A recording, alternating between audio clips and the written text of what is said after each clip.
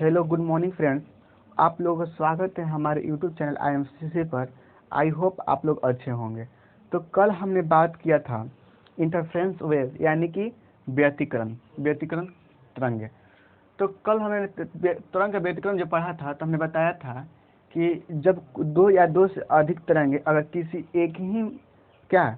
एक ही दिशा में, एक ही डायरेक्शन में, और इसका फ्रीक्वेंसी क्या होना चाहिए, समान होना चाहिए, और एक ही डायरेक्शन में अगर मूव करती हैं तो उसको हम बोलते हैं क्या, व्यतिकरण। ठीक है। तो आप देखिएगा कि अगर मान लेते हैं कभी रेनी सीजन में क्या होता है कि कहीं गाड़ी से अगर तेल ड्रॉप हो जाती है तो उसमें से क्या होते हैं कि उसमें एक कलर आ जाती है, वो कलर दिखाई देने लगता है। तो कलर किसके कारण दिखाई देता है, ये व्यतिकरण के कारण। और आप लोग साबुन का यूज करते होंगे तो साबुन में जो बुलबुला बनता है उसमें एक मतलब चमक होती है, कलर होता है। तो वो कलर किसके कारण होता है, तो व्यतिकरण के कारण होता है। लेकिन व्यतिकरण में भी वो भी एक और व्यतिकरण है जिसको हम बोलते हैं अविच्छिन्न व्यतिकरण। तो उसको हमको पढ़ना है। तो आप लोग हेडिंग दीजिएगा कि व्यतिकरण के प्रकार यानी टाइप ऑफ इंटरफ्रेंस। तो ये दो प्रकार का होता है, एक होता है संपोषी व्यतिकरण जिसको बोलते हैं इंग्लिश में कंस्ट्रक्टिव इंटरफ्रेंस, और दूसरा होता है विनाशी व्यतिकरण जिसको बोलते हैं डिस्ट्रक्टिव इंटरफ्रेंस। तो आप लोग हेडिंग दीजिए, उसके बाद हम लोग आगे बढ़ते हैं। ठीक, चलिए हेडिंग हो गया होगा। चलिए हम लोग सबसे पहले बात करते हैं संपोषी व्यतिकरण।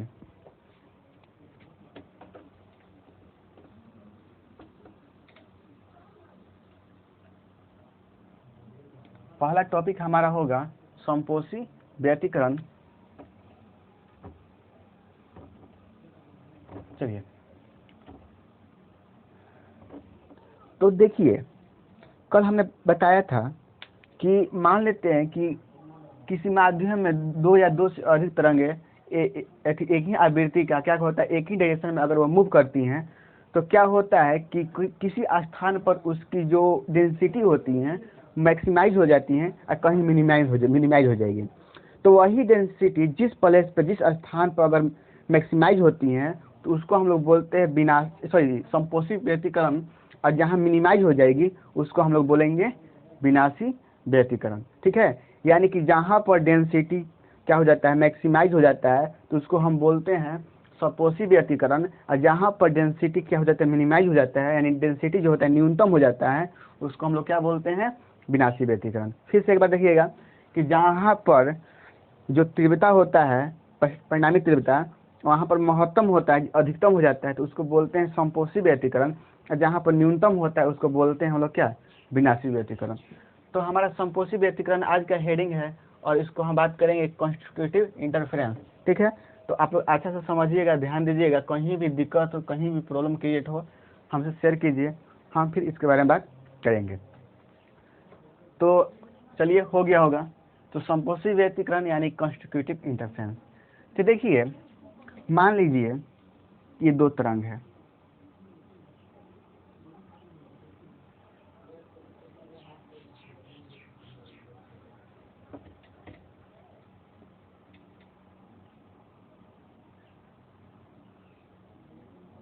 ठीक, दोनों एक ही आवृत्ति का है। क्या है, दोनों एक ही आवृत्ति का है, दोनों का फ्रीक्वेंसी क्या है, सेम है।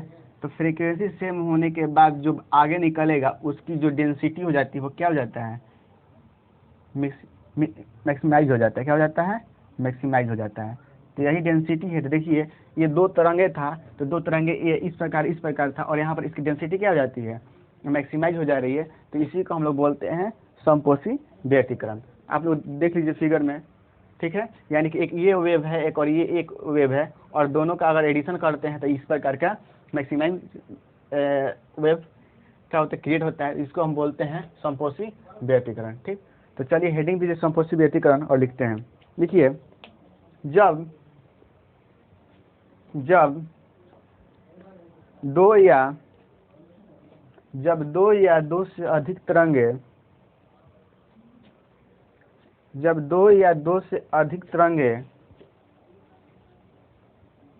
अध्यारोपण के कारण, जब दो या दो से अधिक तरंगे अध्यारोपण के कारण, ठीक है, हेडिंग पढ़ाए थे ना सुपरपोजिशन, तो क्या लिखिए, जब दो या दो से अधिक तरंगे अध्यारोपण के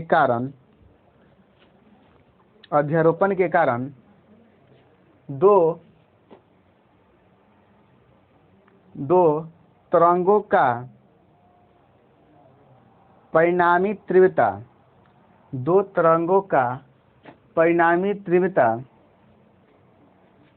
जिस स्थान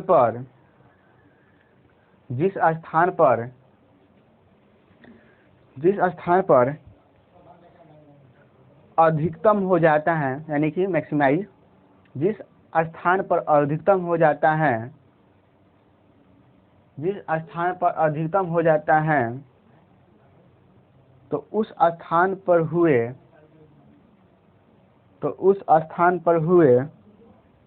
व्यतिकरण को संपोषी व्यतिकरण कहा जाता है।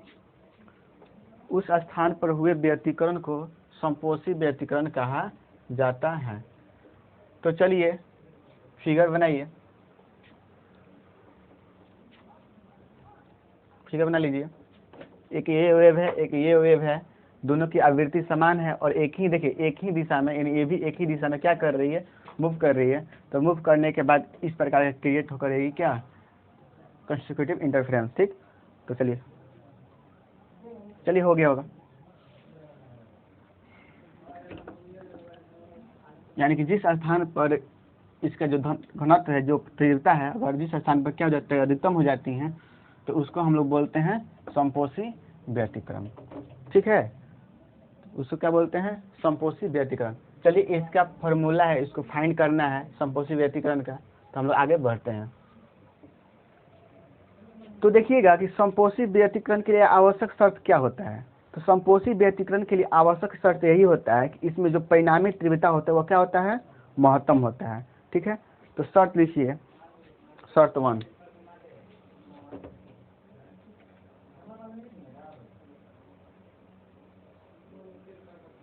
शर्त 1 लिखिए, शर्त 1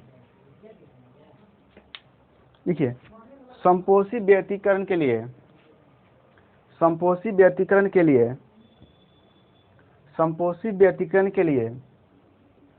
आवश्यक शर्तें, संपोषी व्यतिकरण के लिए आवश्यक शर्तें होती हैं कि, सही, आवश्यक शर्तें यह होती हैं कि परिणामी तीव्रता का मान महत्तम होता है। परिणामी तीव्रता का मान महत्तम होता है। क्लियर। यानी कि संपोषी व्यतिकरण के लिए यही होता है कि परिणामी तीव्रता का जो मान होगा वो क्या होगा, महत्तम होगा। तो कल हमने बताया था कि जब 2 या 2 से अधिक तरंगें अगर मतलब कि मूव करती, निकलती हैं, तो जब 2 या 2 से अधिक तरंगें, तो उसका एक फार्मूला हम लोग क्रिएट किए थे। फार्मूला ये था, यानी कि I = I1 + I2 + 2 √I1 √I2 cos phi। यही था ना। यानी कि I = I1 + I2 + I3 I2 + 2 √I1 √I2 cos phi। तो चलिए कि यानी कि जो तीव्रता का मान इसमें क्या होता है, महत्तम होता है ना। तो अगर देखिए, अगर तीव्रता का मान महत्तम होगा, तो cos थीटा का मान क्या होना चाहिए, पॉजिटिव होना चाहिए। यानी कि जो भी वैल्यू देगा cos थीटा, जो cos फाई है, cos फाई का जो एंगल होगा वो क्या होगा, पॉजिटिव होना चाहिए। यानी कि तीव्रता का मान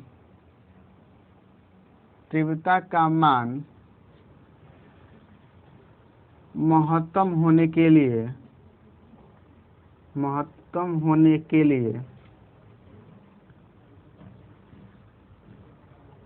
cos फाई का मान होने के लिए कर दीजिए, और cos फाई = +1। क्लियर। यानी कि तीव्रता का मान अगर महत्तम होगा तो cos फाई का मान कितना होगा, तो cos फाई का मान कितना होगा, +1 होगा। ठीक है, तो आप लोग इसको पहले कॉपी में नोट कीजिए, उसके नीचे मतलब जो फिगर बनाए ना, तो फिगर के नीचे लिखिए शर्त 1 लिखा है ना, शर्त 1 के नीचे लिखिए।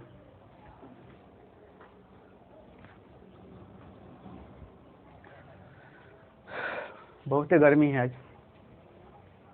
पसीना से पूरा शरीर भीग गया।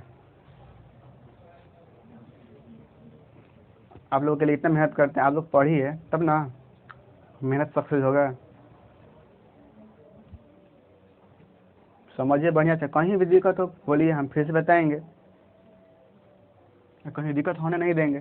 ठीक है, आप लोग बढ़िया समझिए। कल तो हम लोग बात कर देते तो दिक्कत नहीं होगा, कहाँ से आया। जो लड़का हमारा रोज वीडियो देखता होगा तो उसको कहीं प्रॉब्लम नहीं ना होगा। हम मान लेते हैं कि अगर वो वीडियो आज देख रहा है, मतलब शुरू स्टार्टिंग की आज से देखने का, और पता चलेगा कि कहाँ से आया, ये फार्मूला कहाँ से क्रिएट हुआ। ये फार्मूला हम लोग कभी क्रिएट कर चुके हैं, इसलिए आप वीडियो को रेगुलर देखिए, कहीं भी दिक्कत हो तब बोलिए, फिर बताएंगे। और जो लड़का कंटिन्यू रहेगा उसको कोई दिक्कत होने वाला नहीं है। तो चलिए, यानी कि ये हो गया आवश्यक शर्त, यानी कि आई ये फार्मूला होता है, यानी तीव्रता का मान महत्तम होने के लिए cos फाई, यानी आई मतलब क्या होता है, तीव्रता होता है ना। तो चलिए,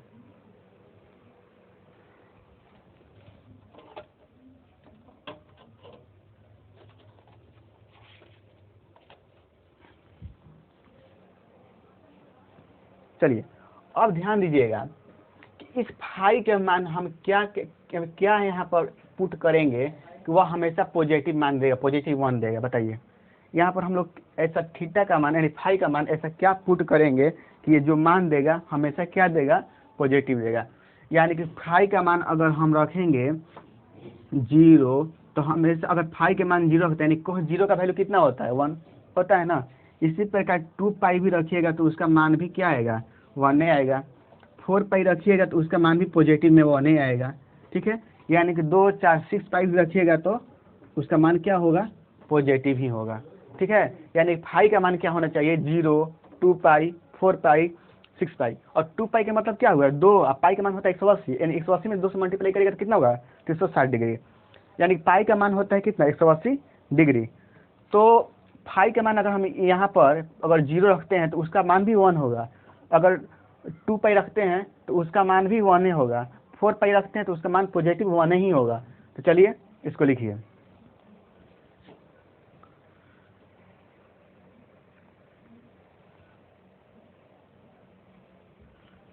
फाई का हिंदी में कहते हैं कलांतर। ठीक है, कलांतर। ठीक, चलिए हो गया होगा। अब देखिए, कि फाई को हम लोग क्या बोलते हैं, लिख दे रहे हैं कलांतर, हिंदी बोले थे कलांतर। देखिए, तो यहाँ से एक हम फॉर्मूला मतलब कि अपने से निकालेंगे। सोचिए, अगर हम 2m और पाई, ठीक, 2m पाई लेते हैं। अगर हम m का वैल्यू, जैसे सपोज कीजिए अगर m का वैल्यू अगर हम लोग 0, 1, 2, 3, देखिए अगर फाई यानी फाई है ना, तो फाई बराबर हम एक फार्मूला क्रिएट किए 2m पाई, 2m पाई। अगर m के जगह पर हम क्या ले सकते हैं, 0 भी ले सकते हैं, 1 भी ले सकते हैं, क्या 1 भी ले सकते हैं, और यहाँ पर 2 भी ले सकते हैं, और 3 भी ले सकते हैं, यानी कि 0 भी ले सकते हैं। देखिए, अगर हम m के जगह पर 0 लेंगे तो अगर सब में मल्टीप्लाई 0 से होगा तो देखिए 0 आया कि नहीं है। अगर m के जगह पर अगर हम 1 पुट करेंगे तो 2 में 1 से मल्टीप्लाई करेंगे तो 1, 2, और फिर पाई में से करेंगे तो क्या 2 पाई, तो देखिए 2 पाई है कि नहीं है। और यहाँ पर अगर m का वैल्यू अगर 2 रखेंगे तो क्या होगा, 2, 2, 4 और 4 पाई, यानी 4 पाई है कि नहीं है। और यहाँ पर अगर 3 रखते हैं m की जगह पर 3, तो 3, 2, 6 पाई, यानी 6 पाई है कि नहीं है। यानी कि ये हम लोग अपने से क्रिएट करेंगे कि यहाँ पर ऐसा कौन सा हम फार्मूला तैयार करें कि इस पर वैल्यू पुट, इस पर ये डिजिट पुट करने पर ये सारा क्या कर वैल्यू प्रोवाइड कराए। तो हम ये फार्मूला हमारा निकला कलांतर बराबर फाई बराबर 2m पाई। तो चलिए यहाँ लिखिए कलांतर बराबर 2m पाई, और m का जो वैल्यू है 0, 1 2 3 है। देखिए अब देखिए शर्त नंबर 2, शर्त नंबर 2। देखिए शर्त 2 क्या होता है, तो शर्त यही होता है कि यहाँ पर हम ये देखेंगे कि ये जो दो तरंगों का जो कलांतर है, ये जो दो तरंगों का कलांतर है, तो क्या दे रहा है, यानी कि जो दो तरंगों का कलांतर है ये शून्य है और क्या है, सम संख्या के, क्या है, सम संख्या का गुणांक है। यानी 2 क्या है, सम संख्या, 4 क्या है, सम संख्या, 0 क्या है, सम संख्या है, 6 क्या है, क्या है, सम संख्या है। यानी कि हम कह सकते हैं कि दोनों तरंगों का जो दोनों तरंगों का जो कलांतर है वह क्या है, एक पूर्ण संख्या, एक मतलब क्या है, पूर्ण शून्य है तथा समगुणांक है। तो यहाँ पे लिखिए शर्त नंबर 2 में, शर्त नंबर 2 में लिखिए दोनों तरंगों का कलांतर शून्य या समगुणांक है। एग्जाम में आ ही जाएगा कि समपोषी व्यतिकरण का जो कलांतर होता है क्या होता है, शून्य या समगुणांक है। ठीक है, शून्य या समगुणांक है, दोनों तरह का कलांतर है, शून्य या समगुणांक है। अब देखिए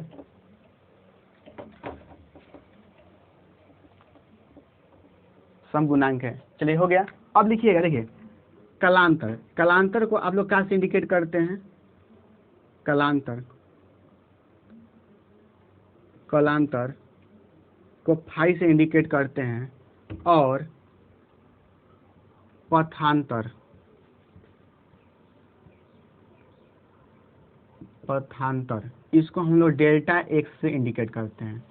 यानी कलांतर और पथांतर में क्या संबंध निकालेंगे यहाँ से, तो कलांतर और पथांतर में संबंध यही होता है, यानी संबंध होता है, चलिए कलांतर और पथांतर में क्या संबंध होता है, तो लिखिएगा क्या होता है, फाई बराबर 2 पाई लेमडा गुना डेल्टा एक्स।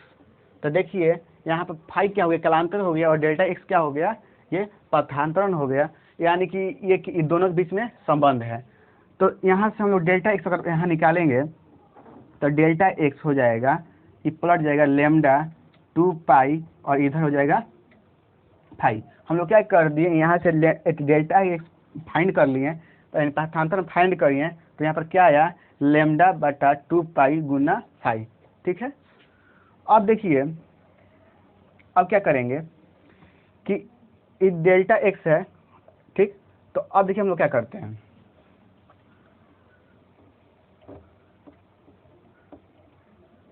देखिए delta x is equal to lambda बटा 2 पाई। अभी देखिएगा, अभी हमने फाई का वैल्यू, फाई का हमने फॉर्मूला फाइंड किया था, क्या 2m पाई, किए थे कि नहीं किए थे, तब इसको यहाँ पर क्या कर देंगे, पुट कर देंगे, यानी 2m पाई, तो यहाँ पर पुट कर किए तो 2 से 2 कैंसिल और पाई से पाई कैंसिल। अब देखिए डेल्टा एक्स हो जाएगा लेमडा m, और यहाँ पर m का वैल्यू क्या होगा, 0 1 2 3। तो जब 0 1 3 दीजिएगा तो डेल्टा एक्स हो जाएगा क्या, 0 m, सॉरी 0 लेमडा, फिर क्या हो जाएगा 2 लेमडा और 3 लेमडा।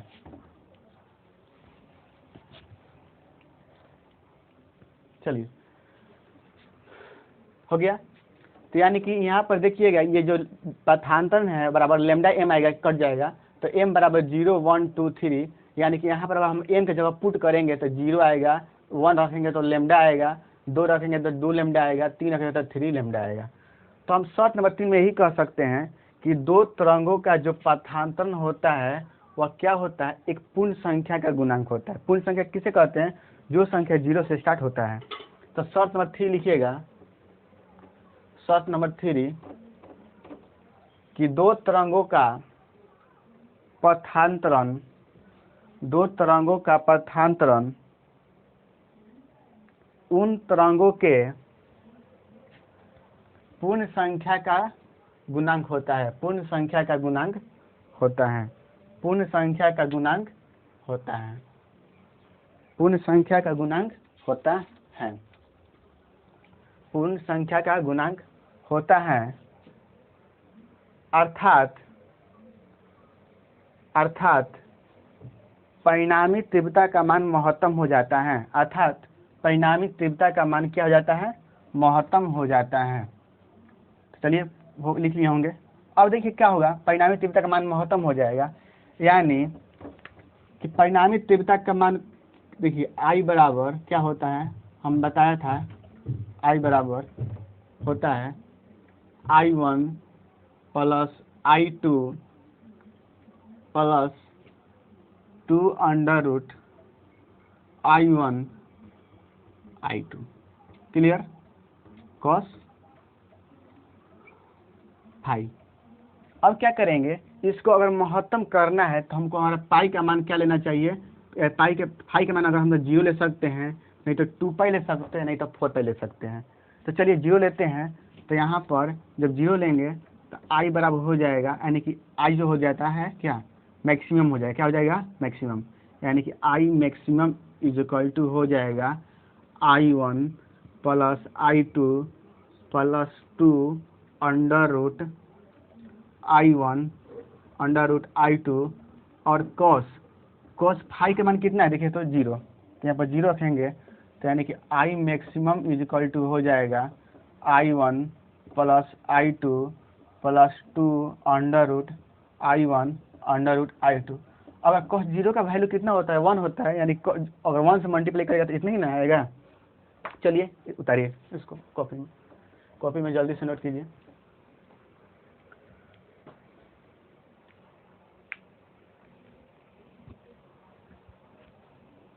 चलिए हो गया होगा। चलिए हो गया होगा।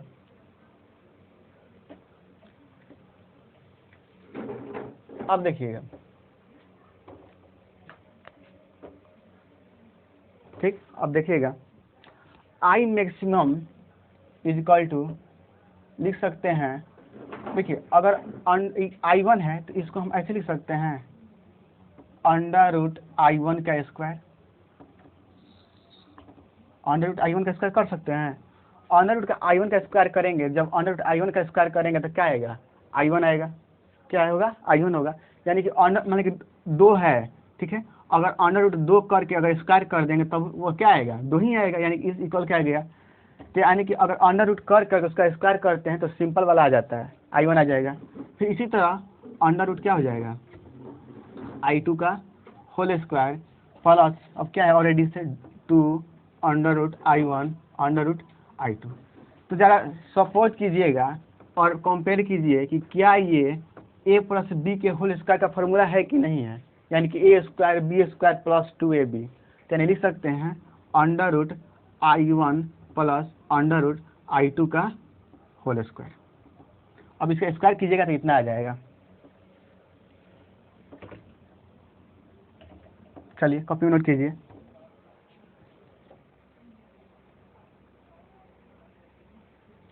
चलिए अब देखिएगा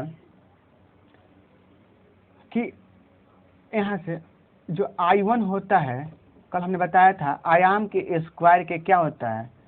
डायरेक्ट प्रोपोर्शनल होता है, यानी कि समानुपाती होता है।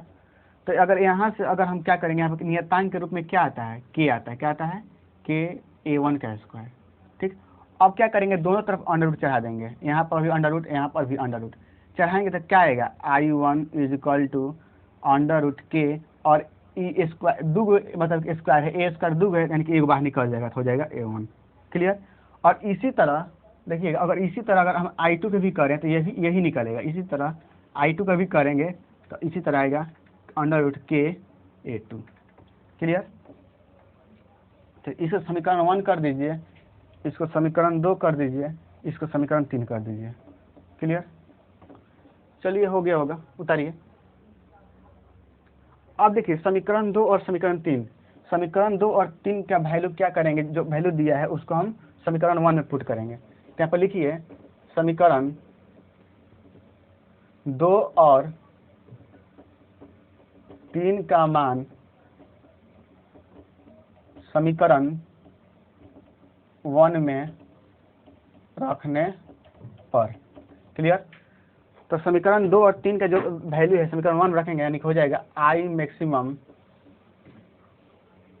इज इक्वल टू, देखिए अंडर रूट आई वन की जगह हम क्या लिख सकते हैं, अंडर रूट के ए वन का a one plus i under root i two की जगह क्या लिख सकते हैं, अंडर रूट के ए टू। ठीक।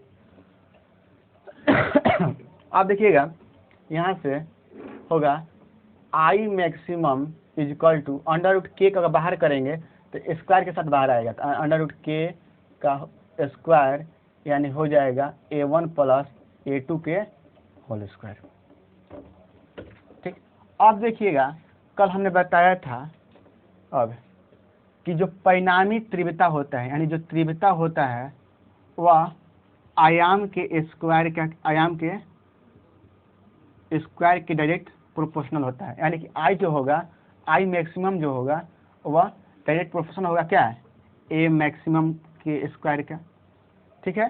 तो इसको आई मैक्सिमम डायरेक्ट प्रोपोर्शनल करेंगे। अगर देखिए यहाँ पर के से क्या करते हैं, यहाँ पर इसको हटाने के लिए के लेते हैं तो क्या हो जाएगा के स्क्वायर मैक्सिमम। तो इसको समीकरण हम लोग क्या करते हैं, इसको समीकरण हम 4 दे देते हैं और इसको समीकरण हम क्या करते हैं 5 करते हैं। ठीक। तो समीकरण और 4 और 5 चलिए इसको कॉपी में नोट कीजिए। अब देखिए समीकरण 4 और समीकरण 5 से चलेंगे तो समीकरण 4 में देखिए आई मैक्सिमम बराबर इतना है और आई मैक्सिमम बराबर इसमें इतना है 5 में। तो यानी कि क्या देख रहे हैं कि एलसीएस दोनों में क्या है सेम है, तो एलसीएस कट जाएगा तो क्या बचेगा आरसीएस। यानी कि हम यहाँ से चलेंगे समीकरण 4 और 5 से, इक्वेशन क्या से 4 और 5 से। तो देखिए कि आई मैक्सिमम कट जाएगा तो क्या होगा, बचेगा के a square maximum is equal to, इसमें देखिए इसमें क्या है, देखिए अंडर रूट के स्क्वायर है तो इसको हम क्या कर सकते हैं, केवल के कर सकते हैं, यानी के a one plus A to के होल स्क्वायर। क्लियर? अब देखिए यहाँ से के कट गया और स्क्वायर से स्क्वायर हो खत्म हो गया, यानी होगा हमारा ए मैक्सिमम इज इक्वल टू हो जाएगा ए वन प्लस ए टू का होल स्क्वायर। तो यानी कि संपोषी व्यक्तीकरण के लिए जो तीव्रता का मान महत्तम होता है तो वह आई मैक्सिमम जो अभी फॉर्मूला हम लोग फाइंड किए पहले वाला वो होगा, और आयाम मैक्सिमम क्या हो जाएगा ए वन प्लस ए टू का हम लोग स्क्वायर कर देंगे तो ये आयाम मैक्सिमम का हो जाएगा। यानी कि जो आयाम होगा एम्पलीट्यूड होगा वह उसका अधिकतम क्या हो जाएगा ए वन प्लस ए टू। यानी कि अगर दोनों का तीव्रता अगर दिया दोनों का आयाम दिया रहता है तो ए वन और ए टू को पुट करेंगे तो हमारा ए मैक्सिमम क्या हो जाएगा, निकल जाएगा। तो देखिए जहाँ पर प्लस आएगा वो संपोषी व्यक्तीकरण होगा और जहाँ पर माइनस आएगा वो विनाशी व्यक्तीकरण होगा। तो कल हम लोग अगर हम विनाशी व्यक्तीकरण देखेंगे तो देखिएगा वहाँ पर क्या आएगा, यहाँ पर माइनस आएगा। ठीक है। तो हमने प्रूव कर दिया ये ए मैक्सिमम बराबर इतना। तो जितना हम आज बताएं उसको कॉपी पर नोट कीजिएगा शुरू से अंत तक, कहीं भी दिक्कत हो तो फिर पूछिए, हम फिर से बताएंगे। ठीक है। तो चलिए कॉपी में नोट कर लीजिए और कल हम लोग पढ़ेंगे विनाशी व्यक्तीकरण डिस्क्रिप्टिव इंटरफेरेंस। और आज के लिए इतना ही। ठीक है। और आप लोग पढ़िए, कहीं भी दिक्कत हो तो हमसे शेयर कीजिएगा। ठीक। तो चलिए अब कल मिलते हैं। ठीक। अगर वीडियो आपको अच्छा लगे तो लाइक एंड सब्सक्राइब कर दीजिएगा। ठीक है। तो चलिए ओके बाय।